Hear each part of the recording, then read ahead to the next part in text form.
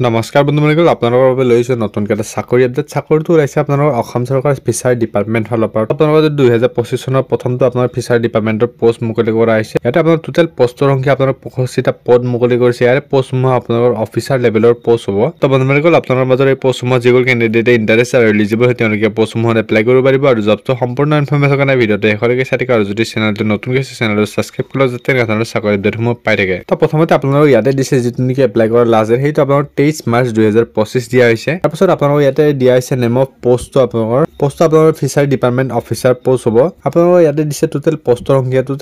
সংখ্যা আপোনালোকৰ অসমত 25টা পদ মুকলি কৰা হৈছে আৰু তাৰপিছত আপোনালোকে 25টা পোষ্টৰে আপোনালোক ইয়াতে কেটেগৰাইজ ভেকেন্সিবোৰ ভাগ কৰা হৈছে ইউআৰ কেণ্ডিডেটৰ কাৰণে 39টা পোষ্ট মুকলি কৰিছে ওবিসি এমওবিসিৰ কাৰণে 14টা পোষ্ট এসসিৰ কাৰণে 4টা পোষ্ট এসটিপিৰ কাৰণে 6টা পোষ্ট এসটিএইচৰ কাৰণে 2টা পোষ্ট ইয়াৰে আপোনালোকৰ ডিপাৰ্টমেণ্টটো ফিচাৰ ডিপাৰ্টমেণ্ট হ'ব তাৰপিছত আপোনালোক ইয়াতে দিয়া আছে পে স্কিল কিছুমান ডিটেইলছ যনিক আপোনালোকৰ ষ্টাৰ্টিং দৰমহা 30000ৰ পৰা ষ্টাৰ্টিং হ'ব হেখলিকে আপোনালোক ইয়াতে 1,10,000 লৈকে পাব তাৰপিছত আপোনালোক ইয়াতে গ্ৰেড পে এক্সট্ৰা থাকিব গ্ৰেড পে এক্সট্ৰা আপোনালোক ইয়াতে 12,700 টকাকৈ দিয়া হ'ব তাৰপিছত আপোনালোক ইয়াতে দিছে এজ লিমিটৰ বিষয়ে কিছুমান ডিটেইলছ এজ লিমিট আপোনালোক ইয়াতে 21 বছৰৰ পৰা এপ্লাই কৰিব পাৰিব আপ টু আপোনালোক ইয়াতে 38 বছৰলৈকে এপ্লাই কৰিব পাৰিব তাৰপিছত আপোনালোক ইয়াতে দিছে এডুকেশ্যন কোৱালিফিকেশ্যন আপোনালোক ইয়াতে বিচাৰিছে ফিচাৰ ডিপাৰ্টমেণ্টত আপোনালোক ইয়াতে বেচেলাৰ ডিগ্ৰী কৰা হ'ব লাগিব যদি ফিচাৰ ডিপাৰ্টমেণ্টত কৰি ৰাখিছে তেনেহ'লে আপোনালোকে পোষ্টত এপ্লাই কৰিব পাৰিব তাৰপিছত আপোনালোক ইয়াতে সিটিজেনশিপটো দিয়া আছে সিটিজেনশিপ আপোনালোক ইয়াতে মষ্ট বি ডেফিনেটলি আপোনালোক ইয়াতে ইণ্ডিয়ান হ'বই লাগিব নাইবা আপোনালোকে পোষ্টসমূহত এপ্লাই কৰিব নোৱাৰিব তাৰপিছত আপোনালোক ইয়াতে দিয়া আছে এক্সটেনশ্যনৰ বিষয়ে কিছুমান ডিটেইলছ এসসি কাৰণে 5 বছৰ এক্সটেনশ্যন পাব এসটি কাৰণে 5 বছৰ এক্সটেনশ্যন পাব ওবিসি এমওবিসি কেণ্ডিডেটসকলে 3 বছৰ এক্সটেনশ্যন পাব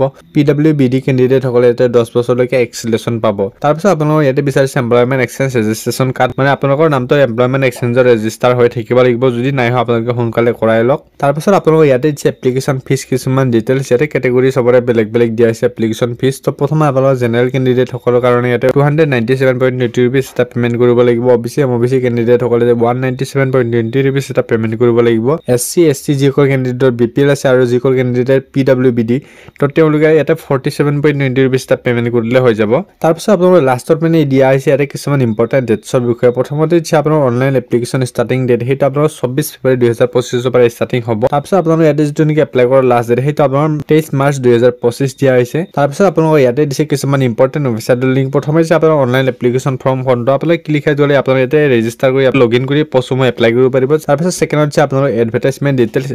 ডিটেইলছ চাবলৈ হ'লে আপোনালোকে ক্লিক কৰি পিডিএফটো ডাউনলোড কৰি আপোনালোকে চেক আউট কৰিব পাৰিব লাষ্টত দিছে অফিচিয়েল ৱেবছাইট ভিজিট কৰিব হ'লে আপোনালোকে ক্লিক কৰি যাব পাৰিব আৰু এপ্লাই কৰি ভিডিঅ ডেসক্ৰিপশ্যনত পাই যাব আপোনালোকে গৈ পিনে চেক আউট কৰি বন্ধুসকল আজিৰ দিনৰ মেনেজ লাইন চাকৰি পাই পেলাই চেনেলটো ছাবস্ক্ৰাইব কৰি আৰু ভিডিঅ'টো লাইক কৰিবলৈ নাপাহৰিব তো বন্ধুসকল আজিলৈ জয় হিন্দ জয় ভাৰত বন্দে মাতৰম আহি আছো নেক্সট ভিডিঅ'ত